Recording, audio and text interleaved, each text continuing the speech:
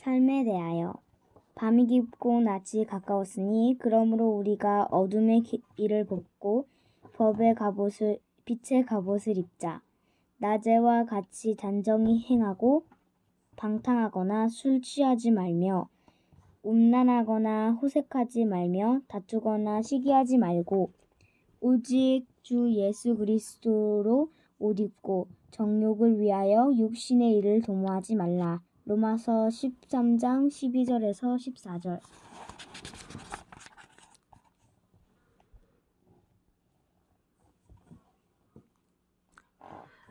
괜찮아. 있는 자들의 한가한 대화. 어느 날 한 저택에 몇몇 사람들이 모여 삶에 대하여 진지하게 대화를 나누었다. 너나 할 것 없이 이야기를 나누었는데 아쉽게 자신의 삶에 대해 만족하는 사람은 아무도 없었다. 지금 행복하다거나 그리스도인으로서 온전한 삶을 살았다고 자랑하지 못했다. 그저 자신과 가족들을 위해 분주하게 살았다고 했으며 이웃을 돌아볼 겨를이 없었고 하나님에 대해서는 말할 것도 없음을 고백했다. 그들의 고백은 한결같았다. 제 가운데 비그리스도인과 다름이 없는 삶을 살아서 비난받아 마땅하다고 했다. 그렇다면 왜 그렇게 살고 있는 거죠? 향천영이 외치듯 말했다. 왜 스스로 부정하는 삶을 살고 있을까요? 자신이 삶을 변화시킬 힘이 없는 건가요? 사치와 연약함, 물질적인 풍요, 또 무엇보다 다른 사람과 자신을 구별짓는 교만함 때문이라고 인정하고 있습니다. 명예와 부를 추구하면서 기뻐하는 것에 대해 버려야 합니다. 도시로 몰려들면서 수많은 쾌락거리에도 불구하고 권태롭고 우울하며 자책하다가 후회하며 죽어갑니다. 왜 그렇게 살아갈까요? 스스로 삶과 하나님이 주신 선한 것들을 망쳐가면서 말입니다. 더 이상 지금처럼 살고 싶지 않습니다. 이제까지 하던 공부고 그만둘 것입니다. 지금처럼 불평하며 똑같이 공통스러운 삶을 살아갈 뿐이니까요. 지금 제가 가진 모든 재산을 포기하고 시골에서 가난한 사람들과 함께 살겠습니다. 그들과 함께 일하면서 노동을 배울 것입니다. 제가 배운 지식이 조금이라도 그들에게 도움이 된다면 제도나 책을 통해서가 아니라 가족처럼 함께 살아가며 나눌 것입니다. 네, 저는 결심했습니다. 청년은 그 자리에 함께하고 있던 아버지의 눈치를 살피며 덧붙였다. 그럼 그러한 도전은 가치 있는 일이긴 하지. 청년의 아버지가 말을 이어갔다.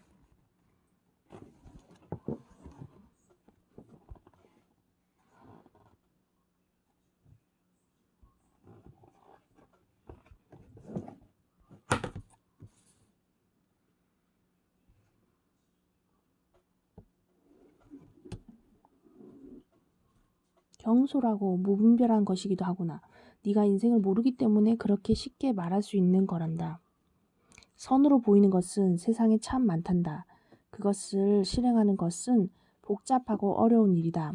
이미 다져진 길을 잘 가는 것도 쉬운 일이 아닌데 새로운 길을 만들어가는 것은 더더욱 어려운 일이지. 새로운 길은 성각자들만이 만들어갈 수 있단다. 네게 인생의 새로운 길이 쉽게 보이는 것은 아직 인생을 이해하지 못하기 때문이야. 그것은 경솔함과 젊은 혈기에서 나오는 것인 줄 안다. 너의 충동적 행동을 절제시키고 잘 지도할 필요가 있는 것 같구나. 노인들의 지혜를 얻으려면 청년들은 노인을 잘 따라야 하겠지? 네 앞에는 창창한 앞날이 놓여 있단다. 한창 자라고 발전해가는 중이지. 학업을 마치고 세상 물정을 익히도록 해라. 내 두 발로 우뚝 서서 견고한 확신을 가져라. 그런 다음 네 스스로 새로운 길을 갈 만큼 힘이 있다고 생각될 때 그때 출발해라. 그러나 지금은 스승들에게 순종하고 새로운 길을 나설 생각을 하지 마라. 청년은 조용해졌고 나이 든 사람들이 아버지 말에 동의했다. 어르신 말씀 맞습니다. 한 중년 남자가 청년의 아버지를 돌아보며 말했다. 청년들이 경험이 부족하고 인생에서 새로운 길을 찾을 때 실수를 반복하며 결심한 것들이 확고하지 못하다는 점을 사실입니다. 하지만 우리의 삶이 양심에 반하고 우리가 행복하지 않다는 것에 공감하고 이런 삶으로부터 탈출해야 한다는 것을 인식하고 있습니다. 저 청년의 경우는 차치 현실적이기 못하여 실패할 수 있겠지만 이제 청춘이라고 말할 수 없는 제가 오늘 저녁 저 청년의 생각에 공감합니다. 제 삶은 행복하지 않고 전혀 마음의 평안을 누리지 못하고 있습니다. 제 경험이나 어느 것도 다를 바가 없어요. 더 이상 무엇을 바라고 살아야 할까요? 아침부터 밤까지 가족을 위해 치열하게 살고 있지만 그 결과는 더욱 타락한 삶을 살아가고 점점 더 제약 가운데 빠져가는 삶을 보여줄 뿐입니다. 가족을 위해 일한다고 하지만 가족의 삶은 달라지는 게 없어요. 가족을 위해 올바른 일을 하고 있지 않기 때문입니다. 그것이 바로 제가 오늘 이 청년이 제안한 것처럼 제 삶을 완전히 바꿔야 한다고 늘 마음속에 생각해온 이유입니다. 말하자면 아내와 아이들도 인한 끊임없는 근심으로부터 자유워지고 제 영혼이 원하는 것에 집중하기로 한 것입니다. 이제야 저는 사도 바울이 말씀하신 장가간 자는 세상 일을 염려하여 어찌하여 아내를 기쁘게 할까 말까 하며 장가가지 않는 자는 주의 일을 염려하여 어찌하여 주를 기쁘시게 할까 하되 라는 말씀의 뜻을 이해할 것 같습니다. 모르는 줄 쳐라. 절주면서 들어. 그가 말을 채 끝내기도 전에 그의 아내와 그 자리에 있던 여자들이 그를 공격하기 시작했다. 좀 더 일찍 그런 생각을 하시지. 나이가 지긋한 여자가 말했다. 당신에게 인생의 멍해라는 게 있어요. 사람들은 가족을 부양하는 일이 힘들게 느껴질 때 당신처럼 일을 그만두고 영혼을 구원하고 싶다고 말하지요. 그것은 잘못되고 비겁한 행동이에요. 그럼요. 결혼한 남자는 가족을 이끌고 경건한 삶을 꾸려나갈 수 있어야 해요. 물론 당신 자신의 영혼만 구원하는 것이 훨씬 쉽겠지만 예수님은 그렇게 가르치지 않으셨어요. 하나님은 우리에게 다른 사람을 사랑하라고 명하셨지요. 그러나 당신의 태도는 하나님의 이름으로 다른 사람을 해치는 꼴이에요. 그래서는 안 돼요. 결혼한 남자는 자신이 짊어진 절대적 의무를 피하려고 해선 안 돼요. 가족들이 자라서 각자 살아갈 정도로 자립한 다음이라면 다르겠지만 그렇게라도 강요할 수 없는 거예요. 그러나 앞에 말했던 그 남자는 동의하지 않았다. 가족을 포기하겠다는 얘기가 아닙니다. 그는 말을 이었다. 아이들이 세상적인 방식으로 양육되어서는 안 된다는 겁니다. 방금 우리들이 나눈 말처럼 나만의 즐거움을 위해 살아가는 방식 말입니다. 일찍부터 배고픔과 노동, 그리고 다른 이들을 섬기는 일에 익숙하게 자라고 사람들과 형제자매가 되어 살아가도록 양육해야 되어야 하는 겁니다. 그것을 위해 우리가 가진 부와 다른 이들과의 차별적인 지위를 누리는 것을 버려야 하는 겁니다. 자신이 경건한 삶을 살지 않는다고 해서 다른 사람을 혼란스럽게 만들 필요는 없어요. 그의 아내가 짜증스럽게 말했다. 당신은 젊었을 때 하고 싶은 것들을 실컷 누르고 즐겼으면서 이제 와서 아이들과 가족에게 고통을 주려는 거죠?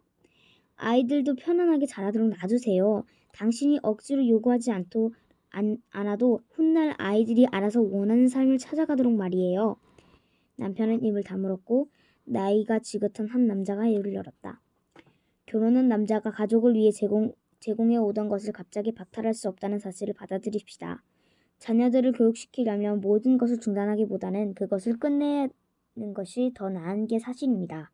아이들이 성장한 후에는 자신들에게 최상이라고 생각되는 길을 선택할 테니까요. 가장인 남자에게 죄를 짓지 않고 삶의 방식을 바꾼다는 것이 어렵고 어쩌면 불가능할지도 모릅니다. 그러나 노인들에게는 하나님이 명령입니다. 저는 지금 어떠한 책임도 지지 않고 살아가고 있습니다. 날마다 배를 채우기 위해 먹고 마시고 또 쉼을 누리는 삶의 반복이죠. 솔직히 말씀드리면 이제 제 자신이 역겹고 혐오스럽기까지 합니다. 이제 그런 삶을 버리고 재산을 사람들에게 나누어 준 후 얼마 안 남은 삶이지만 죽는 그날까지 하나님이 명하신 그리스도인으로서의 삶을 살다 가야겠다고 생각하고 있습니다. 다른 사람들은 노인의 말에 동의하지 않았다. 노인의 조카딸이자 대모가 그 자리에 있었는데 노인은 그녀와 그 자녀 모두에게 후원자로서 특별한 날이 되면 선물을 주곤 했다. 노인의 아들 역시 그 자리에 있었는데 두 사람 모두 노인의 생각에 반대했다. 안 됩니다. 그의 아들이 말했다. 아버지는 평생 열심히 일해오셨고 이제 편히 쉬셔야 할 때입니다. 지난 60년간 나름대로 삶의 습관을 지켜오셨는데 지금 그것을 바꾸려고 해서는 안 됩니다. 쓸데없이 스스로 힘들게 만들 필요는 없습니다. 맞아요. 그의 조카가 거들었다. 대모. 숙부님은 환경이 바뀌면 더 불편해질 뿐만 아니라 건강이 안 좋아질 것입니다. 불평이 늘어나고 그러다 보면 전보다 더 죄를 짓게 될 수도 있지요. 하나님은 자비로우셔서 모든 죄인을 용서하시는 분이세요. 숙부님처럼 친절한 노인은 말할 것도 없지요.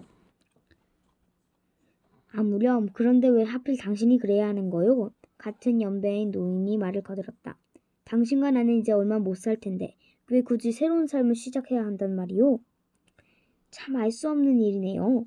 여태껏 조용히 있던 한 손님이 소리쳤다. 참 묘한 상황이군요. 지금까지 하나님이 우리에게 명하신 것처럼 삶을 사는 것이 좋다고 말씀하셨습니다.